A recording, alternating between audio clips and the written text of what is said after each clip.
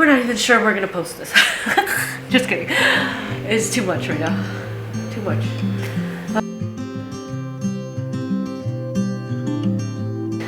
Hi guys, welcome back to another video. It's been a hot minute, and in this video I just wanted to share with you guys our grief journey so far after losing our son Jackson.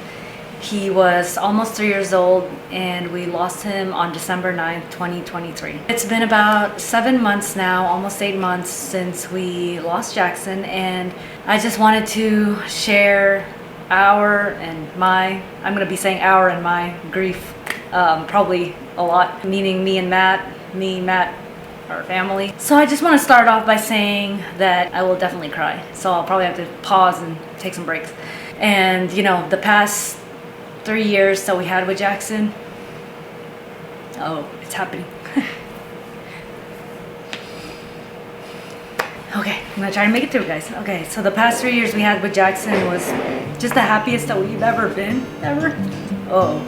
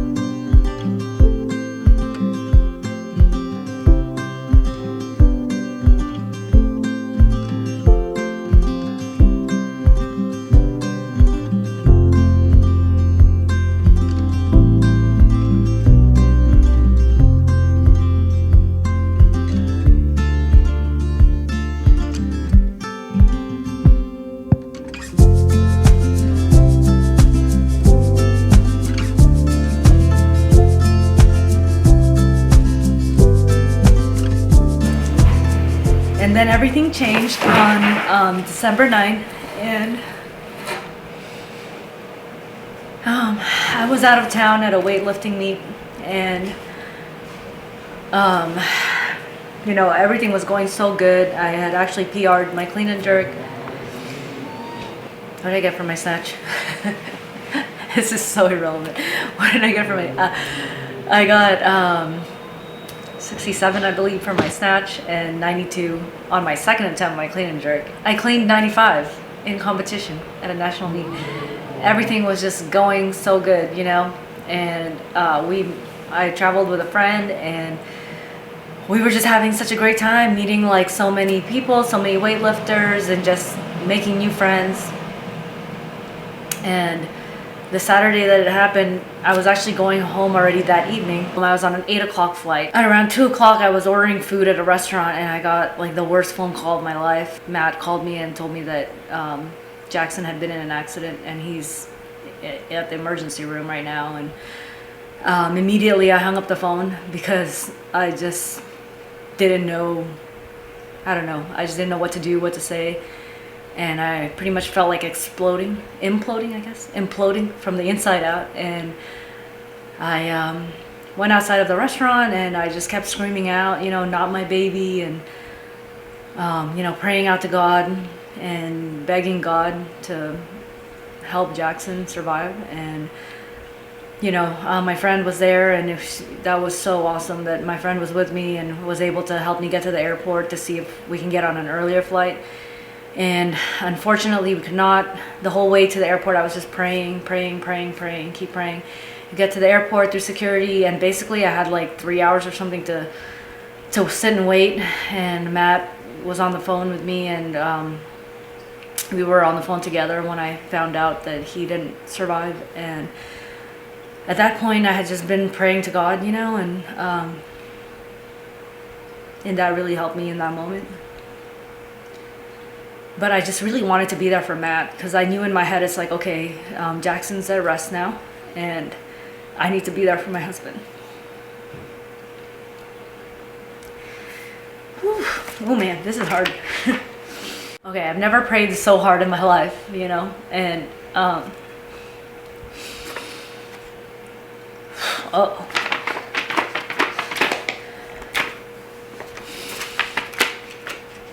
And throughout this whole experience, you know, I feel like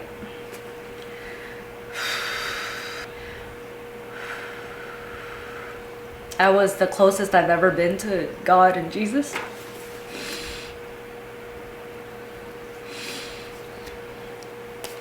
And yeah, that's how we are still, you know, doing, you know, quote unquote good, relative, you know, good, relatively good, as what people tell us that we're doing so good, and you know, we're making it because, you know, we're leaning on each other, and you know, when we can't, you know, when we don't feel good, we just, you know, keep praying and get carried by God, basically. And we're just really grateful, you know, that the friends that God put in my life that day, like old friends that, you know, were regular friends, became pretty much like sisters, and he's put new people in my life that day, that particular day, that I'm still very close with, that were there for me. And it was just amazing, you know, the community and our church friends and our small group that, you know, we called them right away. They're the first people we called to be there with us. They stayed with Matt, you know, when I couldn't be there with him. They have driven us places, hours away, and helped us with our house and make it through the first few days, weeks, and months. So we're very blessed in that way. I know that a lot of people that go through this don't have, you know, as much help that we had, and I'm just like feel so blessed, and it gave me like a lot of new perspective towards, you know, perspective and compassion, like towards people going through something crazy in their life. Also, we've learned a lot about grief throughout this whole process, which I will be making like a separate video on, like how we've been navigating grief over the past few months that have really helped us, since we're doing so good. You know, it's not funny, but but I'm glad we're doing good. But you know, it still hurts. It still hurts every day. Learning about grief is just basically learning to live with it and learning to coexist with grief every single day, every moment, and just accepting, you know, accepting and embracing grief as part of our life, and that it actually feels good to like remember Jackson and to be sad, like a good kind of sad, good grief, as Snoopy would say. Every day, you know, that we make it to the end of the day is like a big accomplishment to us now.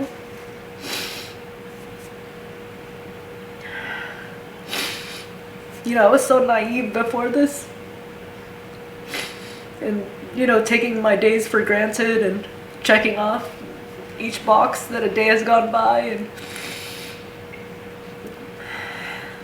but now I don't take any day for granted, and when I make it to the end of the day, I'm just really grateful, and I'm thankful, you know, like I pray. That's one of the tips. This is a gratitude journal that I started. And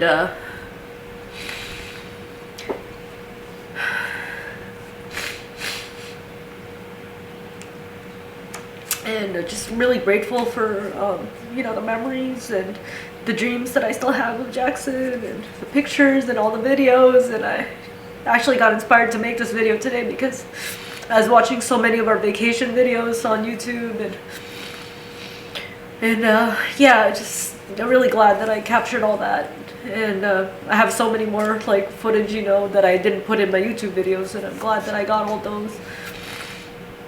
And yeah, so that's another kind of lesson I learned too, and after this is like to just take a lot of pictures and videos, and always like write down your memories and all that, because sometimes that's all you're gonna have to cling on to, and you never know when, you know, or who, or so anyway, yeah, it's another tip. I actually got inspired by my cousin's wife. We lost my cousin last November to a stroke, and like his wife and his kids would post on social media about their journey, and even before I lost Jackson, I was really grateful for their posts on Facebook, and like just being able to see how they're doing, and like being able to be there for them in that way, and that really inspired me to also share like what I was going through, since kind of a lot of people all at once kind of messaging me and asking how I'm doing, and it can be overwhelming at first, especially while we were going through the process of his memorial service, and just all the logistics. And maybe I'll make another video about all that in the future. So I got inspired to post my journey on Facebook, to share like how we're doing, and also to just inspire people with like the faith and the growth within me, that like my new testimony basically on my faith. And so I got inspired, and then through that, so many people have messaged me and called me and told me like just how inspired they were by my journey and my faith. And every time I would get a message like that, it just made me even more thankful to God that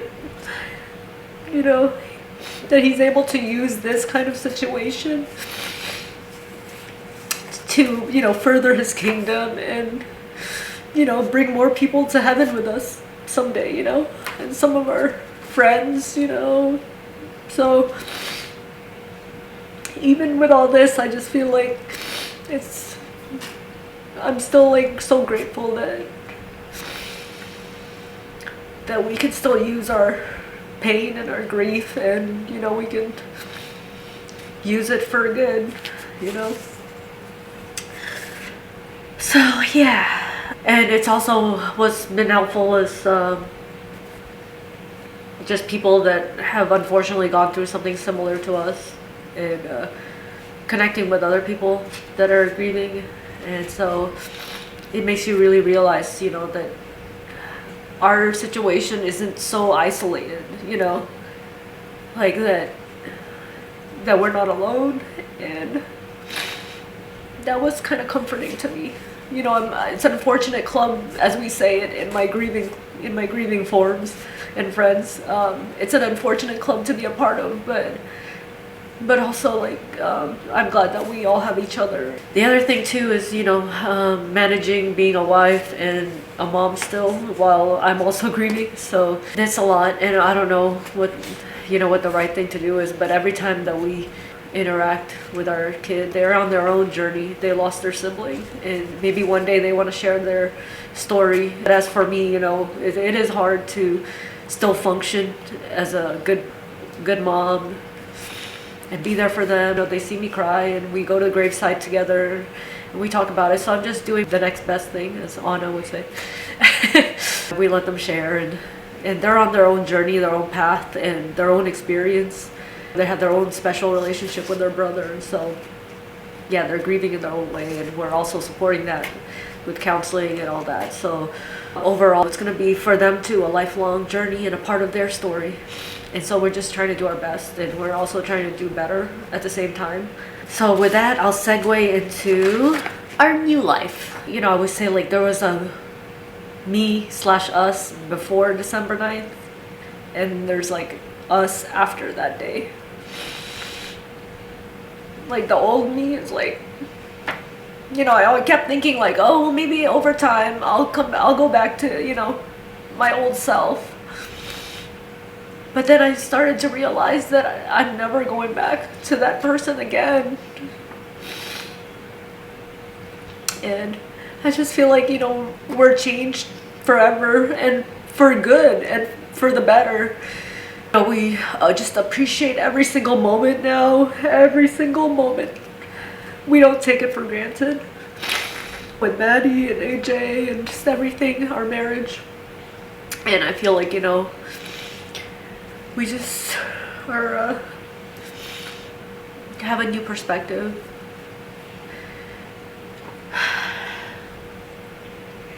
I don't really waste a lot of time anymore on... Uh-oh, you okay? This is making me cry more. Sorry. You want a hug?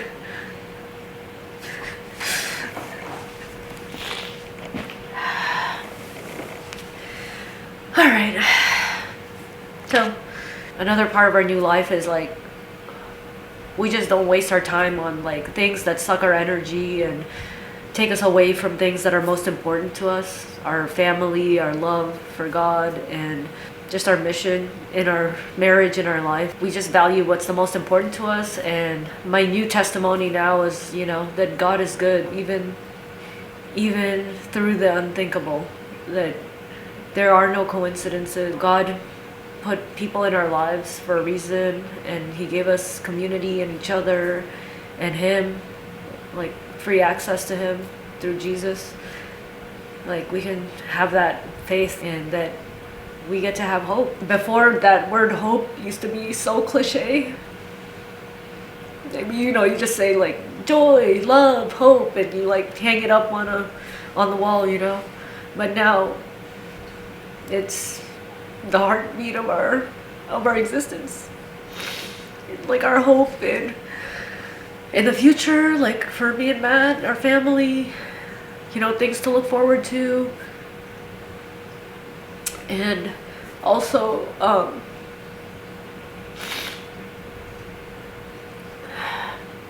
the hope that heaven is real, and, you know, we were gonna get to be with Jackson one day. And I've never thought about, I've never thought so much about death and afterlife and being with Jesus and being with Jackson. And now it's the hope that I have is that one day we will get reunited, and